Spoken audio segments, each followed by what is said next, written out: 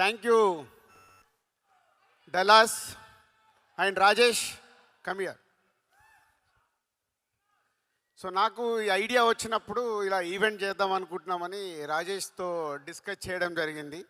So మా దగ్గర చేయండి అన్న, ఆ ఈవెంట్ ఎలా ఉండబోతుందో మేము చూపిస్తా అన్నాడు. నిజంగా మీ లోపలికి వచ్చి చూసినప్పుడు మాకు ఆ ఫీలింగ్ కలిగించినందుకు రాజేష్కి, ఇక్కడ ఉన్న mega and power star and mega power star అభిమానులందరికీ, తెలుగు ప్రేక్షకులందరికీ థ్యాంక్ యూ రాజేష్.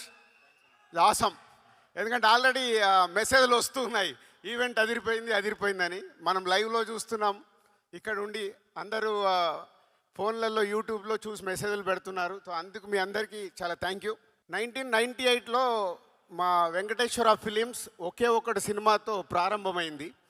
సో అప్పుడు ఫస్ట్ నేను శంకర్ గారిని కలవడం, అది ఎప్పుడంటే సినిమా రిలీజ్ అయ్యాక 100 డేస్ షీల్డ్ చంద్రబాబు గారు అండ్ శంకర్ గారు చేతుల మీద తీసుకున్న it's a memory for me. అలా ఒకే ఒకటి నుంచి డిస్ట్రిబ్యూటర్గా కంటిన్యూ అవుతున్నప్పుడు ఎన్నో సినిమాలు శంకర్ గారి చూస్తూ ఉన్నాం. వైశాలి అని మళ్ళీ తెలుగులో వారు ఈరమని తమిళ్లో తీసిన సినిమాని తెలుగులో రిలీజ్ చేయమని అడిగారు. సో ఆ రోజు నాకు ఇది బ్యూటిఫుల్ మెమొరీ అన్నట్టు. నేను ముందు కూర్చొని సినిమా చూస్తుంటే నా వెనకాల శంకర్ గారు ఒక ఆడియన్ లాగా వెనకాల కూర్చొని నాకు సినిమా చూపించాడు. Sir that forever my memorable moment.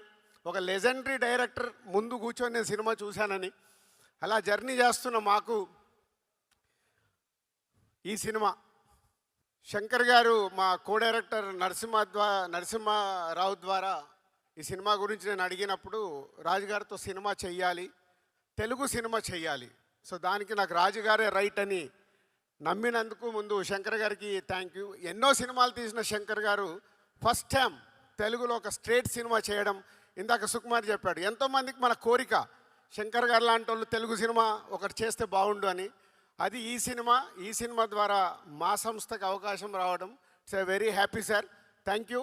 ఈ సినిమా అనుకున్న తర్వాత RRR షూటింగ్లో నేను చరణ్ గారిని కలవడం జరిగింది. చరణ్ గారిని కలిసి నేను చెప్పినప్పుడు న్యాచురల్గా RRR తర్వాత శంకర్ గారి సినిమా అంటే ఒక గ్లోబల్ స్టార్కి ఎలా ఉంటుంది పోతే, అది మీరు జాన్ 10th రోజు చూస్తారు, అది మీకు తెలియదు. జాన్ 10th రోజు చూస్తారు కాబట్టి ఆ రోజు అర్థమవుద్ది. సో అలా శంకర్ గారితో జర్నీ స్టార్ట్ అయిన తర్వాత ఈ కథను అనుకోవడము, చరణ్ గారు ఈ సినిమాకి రావడం, చాలా 50 సినిమాలు అయిపోయాయి. 50వ సినిమా ఒక స్పెషల్ కావాలి. ఆ వెంకటేశ్వర స్వామి మాకు కలిగించినట్టుగా నేను ఇంత భారీ బడ్జెట్తో ఎప్పుడు సినిమాలు తీయను, చాలా జాగ్రత్తగా సినిమాలు తీస్తాను. ఫస్ట్ టైం 50th ఫిలిం, ఒక భారీ బడ్జెట్, ఒక పాన్ ఇండియా ఫిలిం, ఒక గ్లోబల్ స్టార్తో తీయడం అనేది అది శంకర్ గారు ఇచ్చిన మాకు అవకాశం. సో ఆ జాన్ 10th కోసం ఇవన్నీ పట్టుకొని కూర్చున్నాను. ఒక జర్నీ స్టార్ట్ అయిన తర్వాత చాలా కోవిడ్ వచ్చింది, మళ్ళీ షూటింగ్ మొదలైంది, కోవిడ్ వచ్చింది. ఇందాక మీరు దోప్ సాంగ్ చూసారు, అందరు మాస్క్లు వేసుకొని ఉన్నారు.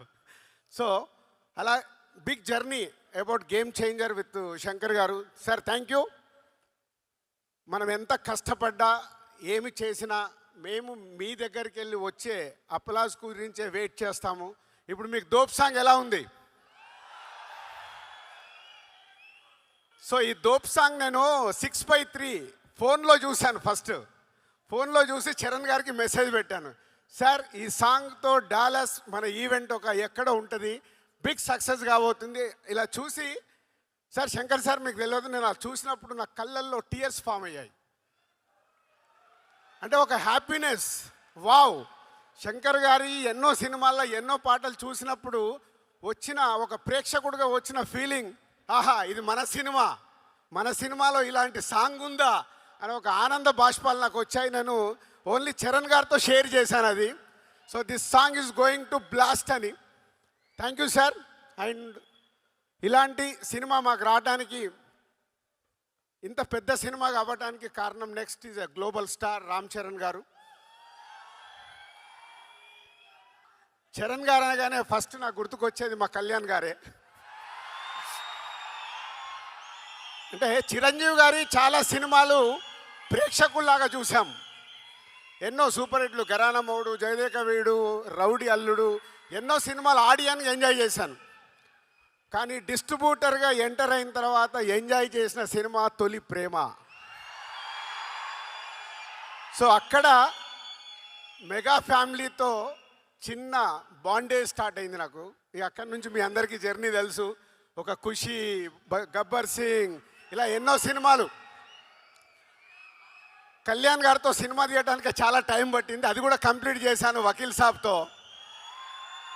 సో అలా మెగా ఫ్యామిలీతో ఒక బాండే స్టార్ట్ అయిన తర్వాత ఎవడు చేశాము, అది కూడా సినిమా రిలీజ్ అయ్యి కరెక్ట్ 11 years అయింది. 2014 Jan 14th సినిమా రిలీజ్ చేస్తాం, అది సంక్రాంతికి. ఆఫ్టర్ 11 years కొడుతున్నాం, మామూలుగా కొట్టట్లేదు, గట్టిగా కొడుతున్నాం. శంకర్ గారి సినిమాలు మనకు పాటలు, సీన్స్ ఏదో సెల్ ఫోన్లో చూస్తే కుదరదు. అది బిగ్ స్క్రీన్ మీద చూసినప్పుడే ఆ మ్యాజిక్ 4 times ఉంటుంది. అదే గేమ్ చేంజర్. అంటే శంకర్ గారు ఒక్కొక్క పాటని డిజైన్ చేసిన విధానం, మచ్చా మచ్చా, అటు వైజాగ్ షూటింగ్, ఇటు అమృత్సర్లో షూటింగ్, 300 మంది డ్యాన్సర్లు, ప్రతి సాంగ్ని శంకర్ గారు డిజైన్ చేసుకుంటారు. ఓకే, ఈ సాంగ్ నేను ఇలా తీయాలనుకుంటున్నాను. ప్రతి సాంగ్కి ఒక టాప్ కొరియోగ్రాఫర్ని పెట్టుకొని డిజైన్ చేస్తారు. అట్లా మచ్చా మచ్చా సాంగ్ కానీ, నానా హైరానా న్యూజిలాండ్లో చేశాం.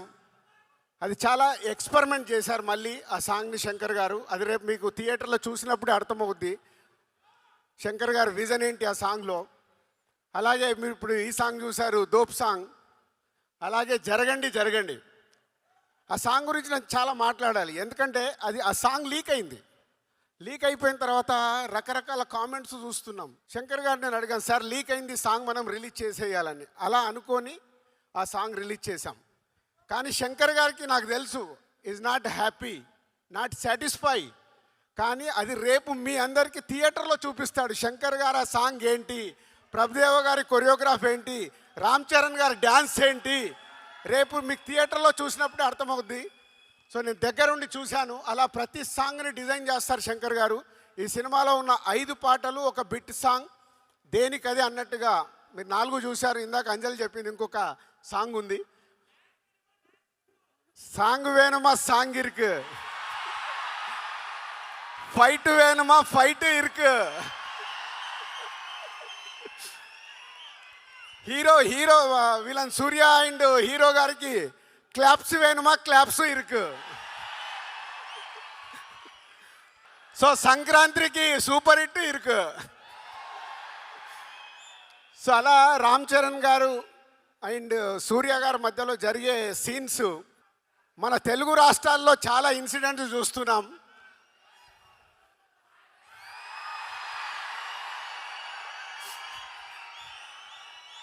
రేపు రెడీగా ఉండండి, పేపర్లు పెట్టుకోండి, జనసేన అవి పెట్టుకోండి. మీకు థియేటర్లో తెలుగు రాష్ట్రాల్లో జరుగుతున్న ఇన్సిడెంట్స్ చాలా కనిపిస్తాయి. కానీ ఇవి శంకర్ గారు 4 years బ్యాక్ రాసుకున్న సీన్స్, అవి ఇప్పుడు జరుగుతున్నాయి. అవే రేపు మీకు థియేటర్లో మీతో క్లాప్స్ కొట్టిస్తాయి. సో మీకు ఒక హై వోల్టేజ్ తెలుగు ప్రేక్షకులకి, అలాగే యావత్ భారతదేశంలో ఉన్న అన్ని లాంగ్వేజ్లో ఈ సినిమా రిలీజ్ అవుతుంది. అందరికీ ఒక కిక్ ఇస్తుంది. అలాగే మై టెక్నీషియన్స్ తమన్, శంకర్ గారి శిష్యుడు. ఇందాక అందరం చూసాము, ఒక్కొక్క సాంగ్ని డైరెక్టర్ గారితో కూర్చొని డిజైన్ చేశారు సౌండ్ పరంగా. విజువల్స్ శంకర్ గారు ట్వీట్. చాలా తిరు గారు and editors and other cost and crew ఈ సినిమా కోసం చాలా కష్టపడ్డాం. ఇది బిగ్ జర్నీ. ఆ జర్నీ ఎలాంటిదంటే, స్టార్ట్ అయిన దగ్గర నుంచి జనవరి 9 వరకు వదిలిపెట్టకుండా నడిపియాల్సిన బాధ్యత నాది. నడిపిస్తూనే తీసుకొస్తున్నాను. అలా నా వెనకాల ఉన్నందుకు టీం అందరికీ హ్యాట్స్ ఆఫ్.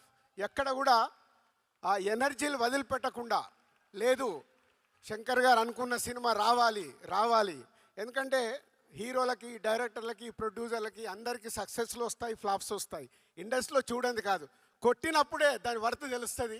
అలా ఈ సినిమాని పట్టుకొని నడిపించారు శంకర్ గారు. ముందుండి మొత్తం టీం అందరూ ఆ ఎనర్జీతో ఇంకా వర్క్ చేస్తున్నారు.